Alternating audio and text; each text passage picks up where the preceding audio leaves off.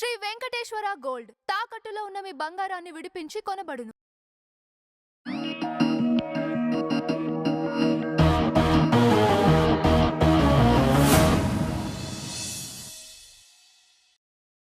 Hi hello welcome to our channel. This is Pragnya. So ఈరోజు మనతో ఒక స్పెషల్ గెస్ట్ ఉన్నారు. సో ఈయన ప్రతి ఒక్క టాపిక్ మీద బ్రీఫ్గా అయితే వెరిఫికేషన్ చేసి మనకి ఎక్స్ప్లెయిన్ చేస్తూ ఉంటారండి. సో ఆయన మరెవరో కాదండి, దాసరి విజ్ఞాన్ గారు. సో ఆయన అడిగి తెలుసుకుందాం కొన్ని ఇంట్రెస్టింగ్ టాపిక్స్ అండ్ నాకు కొన్ని డౌట్స్ ఉన్నాయి. సో ఆయన అడిగి తెలుసుకుందాం, వచ్చేయండి. నమస్తే అండి, ఎలా ఉన్నారు? ఫైన్. సో రీసెంట్గా సోషల్ మీడియాలో ఏదో ఒకటి మంత్లీ ట్రెండ్ అవుతూనే ఉంటుంది. సో ప్రజెంట్ అయితే ప్రభాకర్ గారి కొడుకైన చంద్రహాస్ గారు, యాటిట్యూడ్ స్టార్ చంద్రహాస్ గారు అయితే ట్రెండింగ్లో ఉన్నారు. ఆయన వచ్చిన ప్రతిసారి ఆయన మూవీకి సెల్ఫ్ ప్రమోటింగ్ అనేది ఇచ్చుకుంటూ ఉంటారు. ఏదో ఒక స్టంట్స్ చేయడము. మీరు చూసుకున్నట్లయితే ఫస్ట్ మూవీ అప్పుడు మాట్లాడేటప్పుడు కింద దిగి స్టంట్స్ చేశారు అక్కడ. అదొక ప్రమోషనల్ వీడియో అయిపోయింది. ఇప్పుడు చూస్తే ఈ బరాబర్ ప్రేమిస్తా అనే మూవీకి హీరోయిన్ని పైకి లిఫ్ట్ చేసి తిప్పడం కానీ, అండ్ కొన్ని మాటలు ఇంటర్వ్యూలో కొన్ని మాటలు తూలడం కానీ. రీసెంట్లో ఒక ఇంటర్వ్యూ జరిగింది. ఆ ఇంటర్వ్యూలో నేను ప్రభాకర్ కొడుకుని కాకుండా పోయింటే నాకు చాలా ఆఫర్స్ వచ్చిండేవి, ప్రభాకర్ కొడుకుని కాబట్టి నాకు ఆఫర్స్ రావడం లేదన్న తరహాలో మాట్లాడాడు. మళ్ళీ దానికి కవరేజ్గా అది ఏ వీడియో అయ్యుండొచ్చు అని చెప్పి ఒక సెల్ఫ్ వీడియో కూడా బయటకు వదిలాడు. ఇప్పుడు ప్రతి ఒక్కటి ఆయన ఏం చేసినా కూడా సెన్సేషన్ అయిపోతుంది, ట్రోలింగ్ అయిపోతుంది. సో దీని గురించి మీరు ఏం మాట్లాడతారు? యాక్చువల్గా చెప్పాలి అంటే ఫస్ట్ ఆఫ్ ఆల్ ఒక క్రోనలాజికల్ ఆర్డర్లో వస్తే ఈ అబ్బాయి ఫస్ట్ సినిమా నుంచి ఇప్పటివరకు చేసిన ప్రతిదీ నేను సమర్థిస్తా. నేనైతే తప్పు పట్టను. ట్రోల్ చేసే వాళ్ళు ఉంటారు, ప్రతి వాళ్ళని ట్రోల్ చేస్తారు. ఎక్కువ మాట్లాడితే యాటిట్యూడ్ అంటారు, తక్కువ మాట్లాడితే వీడికి అసలు నోరే లేదు, వీడు ఎట్లా హీరో అయ్యాడు అంటారు. అవునా? వినయంగా మాట్లాడితే అబ్బా ఏం ప్రదర్శిస్తున్నావురా అంటారు, కాకాపడుతున్నావు అంటారు. పోనీ అంటే ఏ రకంగా మాట్లాడినా ఏదో ఒకటి అనేవాళ్ళు ప్రతిసారి ఎక్కడో దగ్గర ఉంటానే ఉంటారు.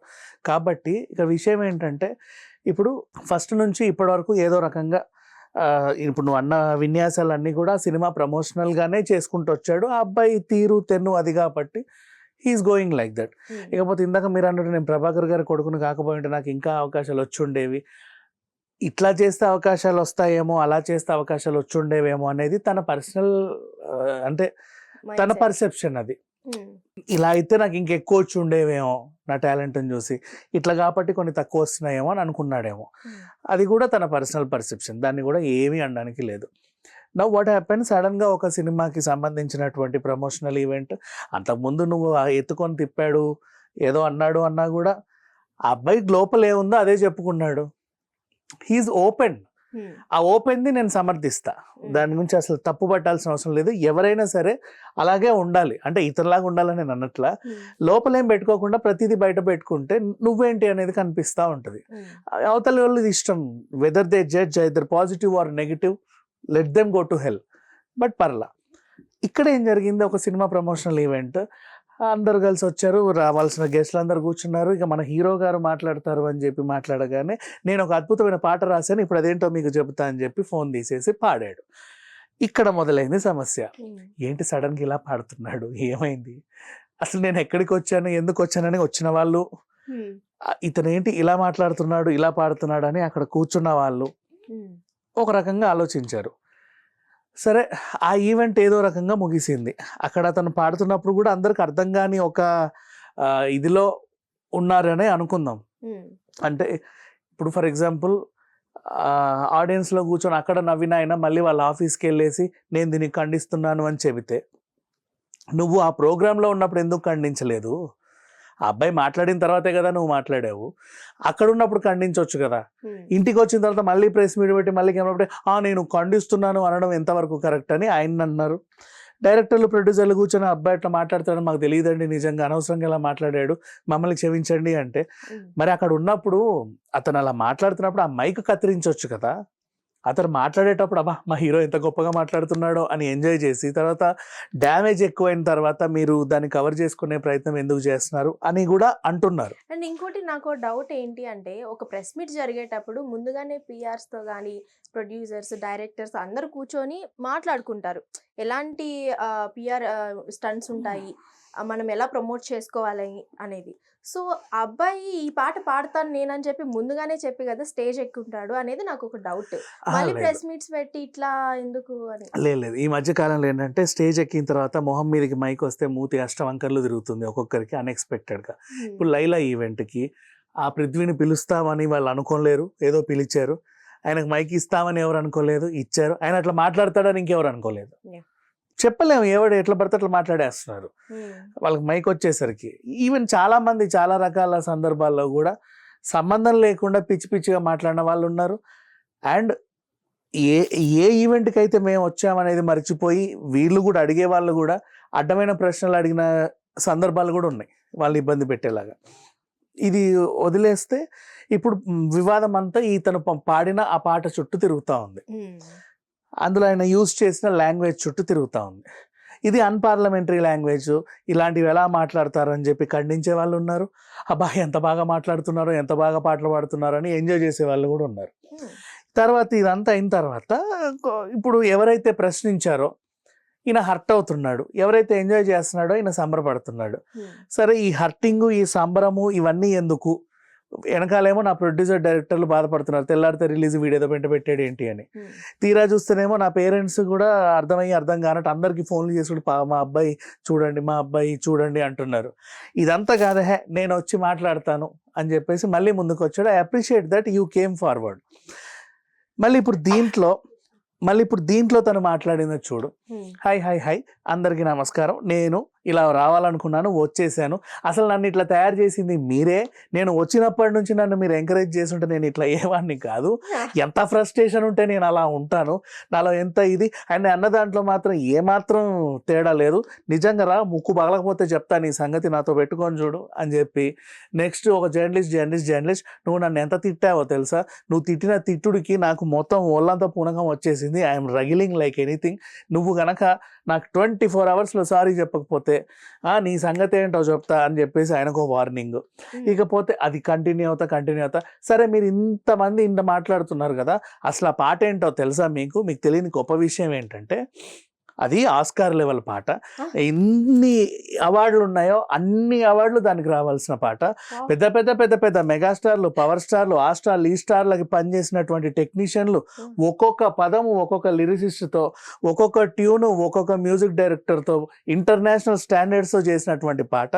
దాంట్లో జస్ట్ మీరు అనేది మాత్రమే విని దాన్నే ట్రోల్ చేసి నేనేదో బూతుల మీద బూతులు మాట్లాడినట్టు ఎందుకు అంటారు మీరు?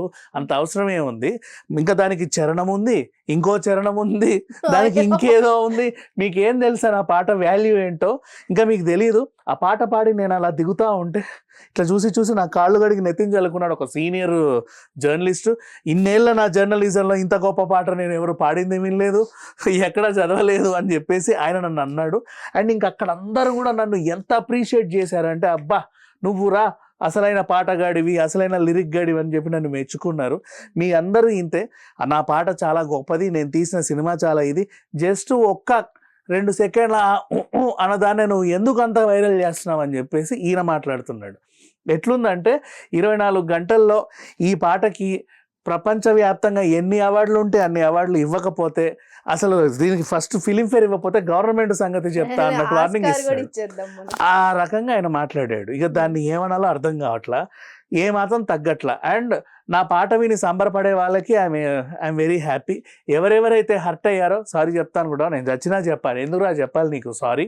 అయినా మీరందరూ కూడా నా సినిమా చూడండి, 3 చూడమని చెప్పండి, ఆ 3 మరో 3 చూడమని చెప్పండి, అందరూ అలా సినిమా చూస్తానే ఉండండి అని కూడా చెప్పుకుంటూ వచ్చాడు. ఇది విన్న తర్వాత అనిపించింది, సరే ఈయన ధైర్యానికి మెచ్చుకున్నా కూడా స్టిల్ హీఈస్ నాట్ రిగ్రెటింగ్ నేను ఏదో తప్పు చేశాను, ఏదో వాడకూడని మాట మాట్లాడాను అని. ఈవెన్ సమాజానికి నీతి చెబుతూ కూడా అన్ఎక్స్పెక్టెడ్ 1-2 మాటలు డొర్లినా కూడా చాలా ఇబ్బంది పడ్డారు. లాస్ట్ మంత్ అంతా దాని గురించే మాట్లాడుకున్నాం. అవునా? మంచి చెప్పడానికి ట్రై చేసినా కూడా ఈయన మంచి చెప్పడానికి ట్రై చేయాలి, ఏం చేయాలి? ఆయన సినిమా నేను ప్రమోట్ చేసుకోవడానికి వచ్చి ఎవరికి తెలియకుండా అని చెప్పేసి పాడాడు. ఇప్పుడు విషయం ఏంటంటే, ఈ ఇన్సిడెంట్ తర్వాత నేను చాలామంది పేరెంట్స్కి చెప్పాలనుకున్నా, వీళ్ళ పేరెంట్స్ కన్నట్లా పిల్లలు ఏదన్నా కళల పట్ల ఇష్టం చూపిస్తే ఎంకరేజ్ చేస్తున్నారు, వదిలేస్తున్నారు. ఉమ్, ఏ రంగంలో వాడు ఏమేం చేస్తున్నాడో కొంచెం గమనించాలి. ఈ జెన్జీ గైస్తో చాలా జాగ్రత్తగా ఉండాలి. వీళ్ళకి దేశమంతా తెలిసిపోయినట్టు, ప్రపంచంలో వీళ్ళు ఏదో అద్భుతం అన్నట్టు ఫీల్ అవుతూ ఉంటారు. నిజము. ఉమ్, పైగా వీళ్ళకి గనక సంపాదన మొదలైందంటే ఇంకా అసలు ఆగనే ఆగరు. ఆ రేంజ్లో అంటే ఈ మధ్యకాలంలో అందరూ అలాగే తయారయ్యారు అనుకో. ఇప్పుడు విషయం ఏంటంటే, మా అబ్బాయి గొప్ప పెయింట్స్ వేస్తారు తెలుసా అని నువ్వు చెప్పుకుంటావు. ఉమ్, నిజంగానే వాడు పెయింట్సే వేస్తాడు. ఎలాంటి బొమ్మలు వేస్తాడో నీకు తెలియదు. అవునా? ఏది పిలుచు చూపించని ఎవడన్నా అన్నాడు అనుకో, ఇప్పావనుకో, అక్కడ నువ్వు చూడకూడదు ఏమన్నా ఉంటే తలదించుకోవాలా. yes. నెక్స్ట్, మా అబ్బాయి మంచిగా పాటలు రాస్తాడు రా అని చెప్తావు, ఏది పాడించు అంటావు. వాడు ఇట్లాంటివి ఏమన్నా పాడితే తలదించుకుంటావా? ఖచ్చితంగా. ఏ పాటలు వాడు పాడుతున్నాడు, ఏ లిరిక్స్ వాడు ఇష్టపడుతున్నాడు, ఏ కథలు వాడు ఇష్టపడుతున్నాడు, ఏ బొమ్మలు వాడు ఇష్టపడుతున్నాడో చూసుకోవాల్సిన బాధ్యత పేరెంట్స్దే 100%. ఎందుకంటే రేపటి రోజు సడన్ సిచ్యువేషన్స్లో మళ్ళీ వీళ్ళే కదా కంగారు పడాలి. అవును. ఇప్పుడు అందరికీ ఫోన్లు చేసుకొని ప్లీజ్ అండి ఎందుకు, ఏదో చిన్న తప్పే కదా, అవసరమా? సో అంటే ఇదంతా మూవీ మీద ప్రభావం చూపుతుంది అంటారా? ఏమీ లేదు, మూవీకి ప్లస్ అవుతుంది కానీ మైనస్ ఏం అవ్వదు. ఇప్పుడు చూడు, యాక్చువల్గా ఇట్లాంటి సినిమాలకి ఐమాక్స్ దగ్గరికి మైకులు రావు జనరల్గా, పిలుచుకుంటే తప్ప. అవును. ఐమాక్స్ దగ్గరికి మైకులు ఎప్పుడు వెళ్తాయి? ఏదో అద్భుతం ఈ రోజు రిలీజ్ అవబోతుంది అంటేనే ఎగబడి వెళ్తారు.